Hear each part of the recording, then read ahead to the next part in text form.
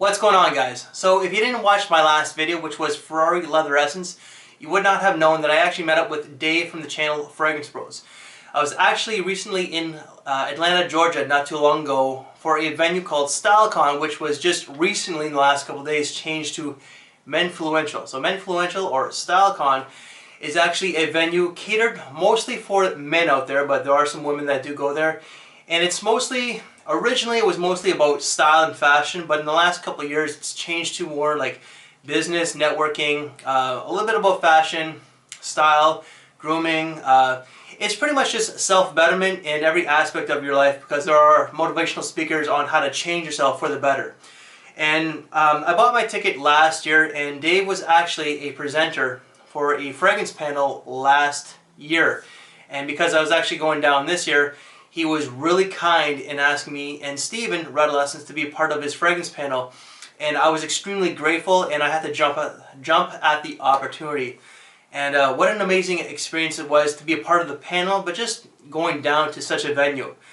This venue was actually hosted by two of my favorite YouTubers, Aaron Marino from the channel Alpha M, who is like a massive guy in the YouTube realm, but also just in the men's lifestyle, where he talks about pretty much everything out there. And another guy, Antonio Centeno from Real Men, Real Style. Those two guys, they're, like I said, they're two of my favorite YouTubers. Not all their videos cater to me, but I do tend to watch them just because I really like their content. And they're really genuine, down-to-earth kind of guys, funny, and just like kind of surreal. They were kind of like internet celebrities to me, and I was actually really stoked, and just, I had a smile from ear to ear. I was like pretty much like a kid in a candy store while I was down there. But because I was actually part of the fragrance panel along with Steven and Dave, we really wanted to represent the community, the fragrance community, as best as we could. So hopefully that we did. What you're going to see is just a short little video from what my fiance was able to film a little bit. I think it was originally 25 minutes, the actual presentation, but we only got about maybe 8 minutes of footage I think that she got. It's not professionally done, so I'm going to try and tweak and edit the volume a little bit more. But I'll also attach a few pictures at the very end to show you guys some of the things and some of the people that we were actually able to meet up with. So hopefully that we represented the fragrance community as well as we could. I'm a little bit speechless right now. But yeah, I had a lot of fun. I'm definitely going down again next year. I actually bought my ticket, but you know what? I'm going to shut up right now. So I hope you enjoyed the video. A really good way of sense that people who are interested in getting into fragrances can definitely try it out. Now there's two subscription services that I'm testing, and I am affiliated with Setwork. I love them. I use them now. Definitely going to make a video about them soon. But they seem to have different than what was it, Central? Are they still in business with Central? I haven't checked them out for a while, but I think they are. And he sent me some samples. Really good guy, really manufacturer, but never worked with him. But I like both of them. Central was smaller, and Central is bigger, but the big difference is from niche fragrances versus designer fragrances. So, okay, so what is the difference between niche designer? Because I mean, a lot of us just want to get started. We don't want to choose like one side or the other and get in some war here. But so why do some people say like, no, you gotta go niche, or no, you just go design? Designer fragrances are your Dior's, Chanel's, Yves Saint Laurent, the brands that you're going to see at Neiman Marcus, Nordstrom, Sephora, Macy's. And then you have a lot of niche and independent perfumers, which they make their own fragrances. A lot of them are produced in very small batches, in small quantities, very minimum promotion, if any. And they tend to go for a higher price range because they tout using all natural ingredients as opposed to synthetic ingredients. Now, in the past few months, I've actually gotten to know the gentleman who works behind one of the bigger companies. They're called Ensar Oud, and it's really fascinating to see how they acquire their ingredients. There's a very precious raw material called agarwood. And in order for them to produce the oil for it, they put it in a jar filled with oil, and then they let it sit in the sun for several years. And that process is called maceration. So eventually they will take a few drops from the end result of that, put it in their blend, and And that is a fragrance that can sell for hundreds, if not thousands of dollars, just because of the scarcity of the raw material. Now, I'm not necessarily saying that that's going to be any better, that you're going to get more love, more attention, or more compliments if you wear a fragrance like that. But it really goes to show you that where the ingredient is harvested, where, what the method of extraction is, whether it's steam distillation or maceration or enfleurage, all of these things will significantly impact the price of the fragrance. The reason I bring that up is because niche fragrances typically are very expensive. Sometimes it's justified, not all the time. And to add on top of that, niche is more about the artistry. Like, there are some niche scents that smell absolutely amazing, while some are really challenging. But for the most part, niche, yes, it's more expensive. It doesn't always mean it's better, but it's more for the artwork, the artistry itself, while designers pretty much cater to the masses. Niche are going to be hard to find too, by the way. Designer are really easy to find at Sephora, department stores, stuff like that. Niche, usually online only or at boutiques. All right, Joe, can you talk quickly about some of the big mistakes that you see guys early on making with fragrances? Overspray. And we will, I think you and I are guilty of that still, and we still do this quite a bit. I think one of the biggest mistakes is how people choose to store their fragrances. Fragrances typically last between 24 and 36 months, as indicated by the label. However, if you do store it away from direct sunlight and exposure to heat and fluctuating temperatures, it can last a lifetime. I personally know a lot of people who buy wine coolers and they store their fragrances at like 50 degrees Fahrenheit in a wine cooler because the cold will preserve it. Now, the two worst places that you can store a fragrance are on your windowsill and in your medicine cabinet in your bathroom. Because when it goes from hot to cold to hot to cold, it's going to make more volatile ingredients, which are the top notes in fragrance, they're going to dissipate and just completely, they're going to be obliterated. And what you're going to be left with are the lesser volatile ingredients, the ones that have a larger molecular structure that sit towards the base of the pyramid. That's what's going to be left over. So it's almost going to be like a shadow of its former self. So that's one of the biggest mistakes that I see people making. I think what I would say is that whenever people are just starting to get it, they don't take a lot of time to really try out a scent for a long time to see if they really love it. So maybe they just take a suggestion from a sales associate and they just buy it. Or maybe they take a suggestion from a friend and they just buy it. Don't believe anyone. Test out a fragrance for a few times and see if you actually like it. And genuinely ask yourself, do I really love this fragrance? Because I want everyone to wear a fragrance they love. Because if you love it, you'll be excited about wearing it. You'll do it every day. If you just think it's okay, it's not going to be something you're going to add to your routine every day. It's not going to be a part of you. But I would say take your time, choose a scent wisely. You don't have to buy everything, all at once, which some people do. They buy like 15 fragrances all at once. You don't need to do that. Buy one at a time, buy what you love. And so do that. You won't make any mistakes that way. All right. Okay, so I don't wear anything. And I would ask that question, how do you wear it so that you don't enter the room 15 minutes before you physically arrive? You don't want to wear it like, a junior high guy who bathes in brute and feels like, oh my God. So share with me how you wear it. So I think at the end of the day, it's going to depend on the concentration of that particular fragrance, but also the compositional nature. So if it's something that's very light, aquatic, citrusy, volatile, you can afford to do a few more sprays. If it's something that's very dark, deep, rich, resinous, woodsy, then you don't want to go too heavy on the trigger. You want to be a little more conservative with it.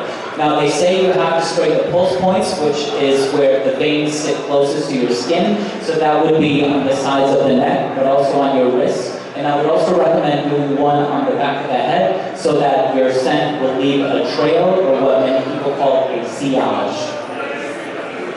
And to add on top of that, some people actually also recommend spraying your hair because it does last a little bit longer and it tends to rise for you.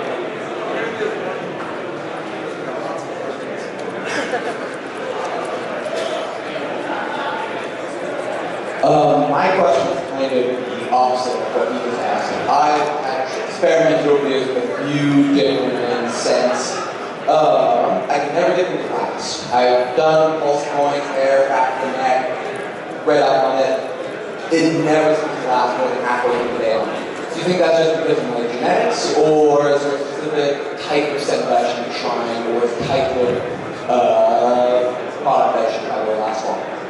Well, it could be your genetics, because like a fragrance that lasts maybe say 5 hours on me will last 10 hours on your day or sleep. But some of the recommendations that we say is moisturize.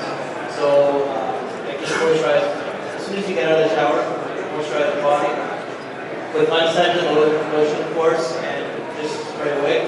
But also a trick that I learned when I first came to fragrance is put unscented lotion in your hand, put a spray or two, put it together, and then just go like that. It's kind of like you know when you get this gift set that shaving lotion to fragrance itself. It's kind of like an alternative to the shaving lotion. Yes, Steve, this is directly to you. Could you please explain the difference between a cologne, an eau de toilette, and a parfum? Sure.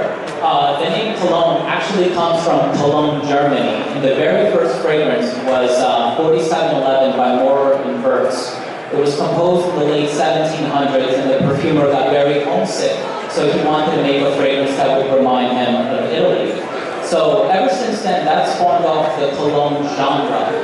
Since then, cologne has become a concentration, so that somewhere between, I think, 5 and 10% aromatic compounds, and it varies depending on the company. And then we have eau de toilette, which is somewhere between 10 and 15%. Eau de parfum, which is typically what women's fragrances are, they're between 15 and 20%. Now, some men's fragrances are now eau de parfums. The benefit of this is that they're not going to be as loud, so they won't project as loudly, but they will last longer. If you want to get anything stronger than an eau de parfum, there's actually an extrait de parfum, which is up to 40%. Anything higher than that, it's not going to escape the nozzle. So perfumers usually stop at 40%.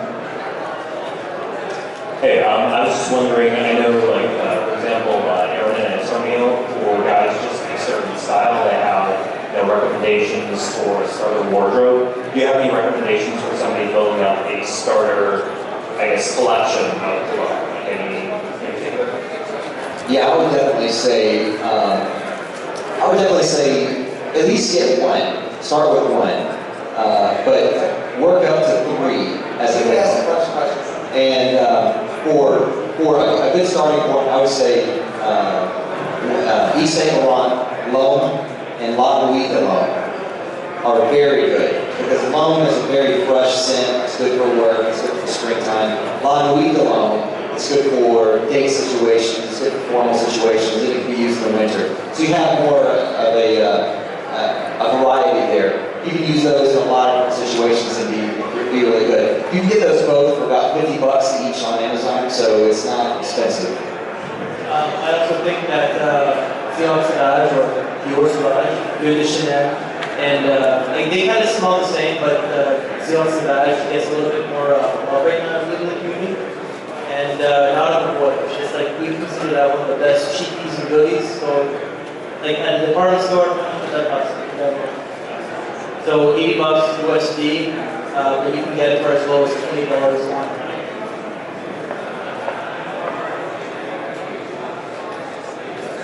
I'll make a recommendation too, sorry.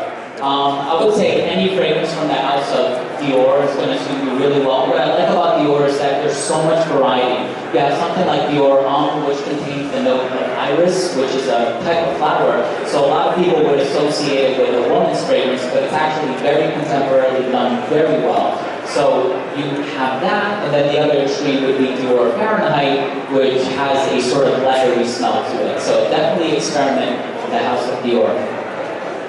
And this question is for all three of you. What if you're a man that you have a lot of activities throughout the day? So you go to work, then go to the gym, and afterwards, like you go out with your friends, catch a beer or whatever, or you go to the club, and you want to have like different scents throughout, different types of scents throughout the day, like work, fresh, smell, working out, sporty, and want to have a more like attractive aroma like when you're going out. How would you go about that and like getting the scent off you? Sometimes you can have a cologne that's fit a toilet and the scent's done by the time you're done with work, of course, parfum, and it's not done, and you're essentially putting another scent on top of another one that's completely different. What I would say is get lighter fragrances. You know, start with a lighter fragrance. This is going to disappear after a couple of hours. And then maybe get another one for your other time. This can disappear after a couple of hours. And you can have those as just kind of those special days where you know you're going to have a lot of events. A good house for that is Atelier Cologne. And you can find it online. I think Sephora has them as well. But Atelier Cologne has a lot of fragrances that are on the lighter side. And they're not going to last a long time, but they're really well done. So I really like having those for those situations. If I'm going to a party, and it's just, I know I'm just going to be there for like 2 hours, I can spray that on. It'll be gone in like 3 or 4, and you know, it doesn't matter. I don't need it to last for 12 hours. You know, go to a party, it's only going to be 2 hours. So that might be a good house to look into. Another recommendation would be to go on the website fragrantica.com. You can look up virtually any fragrance. It will tell you all of the notes, so you can see which compositions are more reliant on top or more volatile notes, which ones are going to be reliant on base notes. Is it okay to stack fragrances if you're doing a body wash, deodorant, and tea channeling, then put the cologne on? Or if it's an expensive cologne, should you just do unscented all day and then the cologne? Some people kind of go against layering or stacking fragrances just because they feel like it interferes with the artistry of it. If you have 2 fragrances in particular that you really like the smell of and you've experimented at home and you think it smells great, I say go ahead and do it. But I know a lot of people who do buy the body set, so they'll put on the body wash and then the lotion, and I think that's perfectly fine. As a matter of fact, I would encourage that. Yeah. All right, gentlemen, we're going to have to, I know I see more questions. Let me ask you a question. Is it okay to still wear Jacquard? Who remembers Jacquard? Yeah, you're old. You can do better. I don't think that's any better than Jacquard. Well, Aaron, you did say that what I appreciate you guys actually brought fragrances that you can talk, grab these guys after the presentation, especially this evening. Don't forget to stick around. Shark, Gavin, Johan's been on the show. We've got open bar, and that stuff starts this evening. But we still got one more speaker, and then what? Me and you got to close it up. Yeah, why not? Something like that. All right. Thanks, guys. Let's give him a hand.